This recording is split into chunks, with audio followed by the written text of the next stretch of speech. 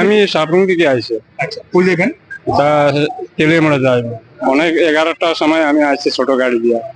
সাবরুম থেকে? হ্যাঁ হ্যাঁ। এখানে কি দেখছেন? বড় এটা গাড়িতে যায় না, রেল স্টেশনে গেছে তবে খরচ করে আছে, সময় নাই। রেল পাইছেন?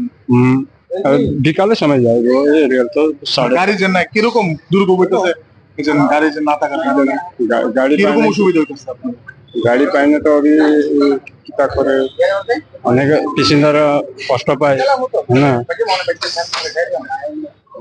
কই ঘুমাইব কিতা টাকা নাই, এখন তো দূর দিকে আইছে আমি।